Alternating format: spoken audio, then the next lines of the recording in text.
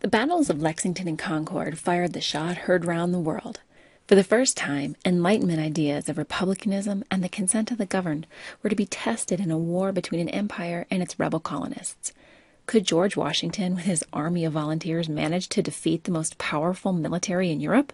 Or would King George III retain control of the most profitable land in his empire and restore order until the colonists could be persuaded to abandon this war of independence? 1776 started well for the Americans, but it was the year the Revolution almost died. In March, the Continental Army forced the British out of Boston, but shortly after signing the Declaration of Independence in August, the Imperial Army returned, landing this time in New York. The well-trained, well-equipped British fighting machine overwhelmed Washington's ragtag band of militia in the biggest battle of the war. They captured 3,000 American prisoners of war and set them adrift in a rudderless ship in New York Harbor, commencing the use of deadly prison ships, where more patriots died than in combat. On September 11th, 1776, the British commander offered peace and an end to the war. All the Americans had to do was retract the Declaration of Independence. Everything else would be forgiven. The Americans, led by John Adams, refused these terms. So from their new base in New York City, Britain moved into New Jersey, capturing more territory, a fort, and supplies that Washington badly needed. Things continued downhill from there. The Continental Army had dwindled from an impressive 20,000 troops in March to just 5,000 by winter. Unlike the British regulars, Americans weren't professional soldiers, and their interests were divided. It wasn't uncommon for men to desert the camp and return home to attend a business or a harvest or some other personal matter. Plus, the original enlistment term for the Continental Army was a maximum of 1 year, causing significant turnover in training and logistic problems for George Washington. At least one man plotted to supplant Washington as commander of the Continental Army. Thomas Paine wrote, "These are the times that try men's souls." Washington needed to act decisively, knowing that his next move could mean life or death for the Revolution. In a surprise move, he led a stealthy attack on Christmas, 1776. He crossed the Delaware River in the middle of a stormy night, taking the British army, comprised mostly of Hessian troops, completely off guard. In what's known as the Battle of Trenton, the Continental Army captured nearly 1,000 prisoners, supplies, and equipment, and successfully defended the city from the advancing British army. Capturing Trenton, New Jersey was not merely a military victory. It was a badly needed morale boost. Over the course of the winter, Washington pushed the British back to their base in New York City. In early 1777, the British had 2 large army bases in North America, one in Quebec and one in New York. From New York, the British Army, under the command of General Howe, attacked up and down the East Coast, taking control of Philadelphia on September 11, 1777. Meanwhile, back in June, British General John Burgoyne left Quebec with the goal of cutting off New England from the rest of the colonies. Though his Indian forces had retreated and Loyalist forces never appeared, Burgoyne proceeded cautiously towards Albany, New York, because he had to find a better location to spend the winter. But before he could reach it, he was stopped short by Washington's army at Saratoga. American General Benedict Arnold had accurately predicted General Burgoyne's first move and minimized British success by targeting American sharpshooters at the British officer corps. Burgoyne waited for reinforcements that never came. General Howe was making his way to Philadelphia, and the remaining troops in New York were too few and too far away. Burgoyne's army was running short on ammunition and food.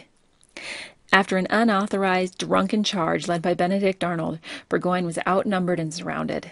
He surrendered to General Horatio Gates on October 17, 1777.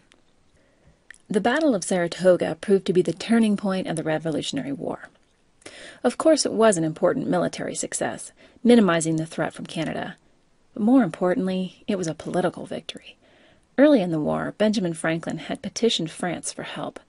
They sent secret financial aid, but refused to send soldiers. Although, despite this ban, many Frenchmen did travel to America and enlist on their own. Perhaps the most valuable of these volunteers was the Marquis de Lafayette, who paid to outfit his own ship, arrived in America as a major general, and proved himself to be a valuable military leader. However, following the victory at Saratoga, France formed an alliance with the United States of America. France declared war on Great Britain and tipped the scales in favor of the Patriots. In addition to military support, France convinced other nations to declare war on Great Britain. The Americans were strengthened, and King George III had bigger worries than rebel colonists in North America. But friendship with France didn't immediately improve the condition of George Washington's army as the winter of 1777 set in.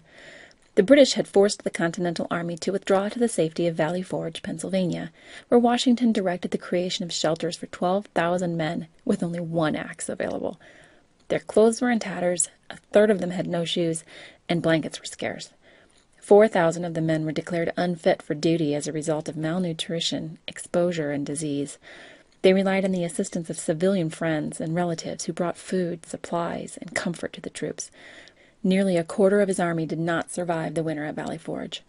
Washington wisely decided to use the winter to his advantage and found help from the Marquis de Lafayette, as well as a Prussian officer named Baron von Steuben.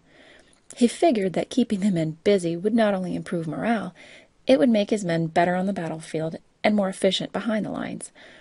Though history has revealed that von Steuben was not truly a baron and that he had inflated his credentials, he was effective in systematically training the American soldiers based on the Prussian military system.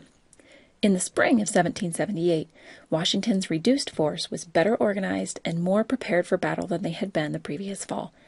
Plus, France had drawn off British troops and soldiers from North America so that they could fight France in the Caribbean. France also brought soldiers to help the colonists fight. Things were looking up.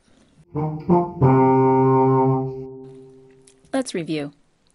Under George Washington's leadership, the Continental Army had forced the British out of Boston in March 1776. When the British returned that fall, they were stronger and better organized than before. They easily captured New York and offered terms of peace. The Americans refused, and the British proceeded to conquer the surrounding territory. With a dwindling army, Washington executed a surprise attack on Christmas 1776, launching the successful Battle of Trenton, ultimately driving the British out of New Jersey. The British, under General Burgoyne, pushed down from their base in Canada with the intent of isolating New England. After meeting the Continental Army, Burgoyne waited for reinforcements, but the main British force was on its way to capture Philadelphia.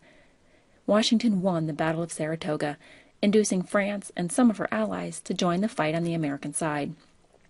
Meanwhile, the colonial troops were exhausted and running out of supplies.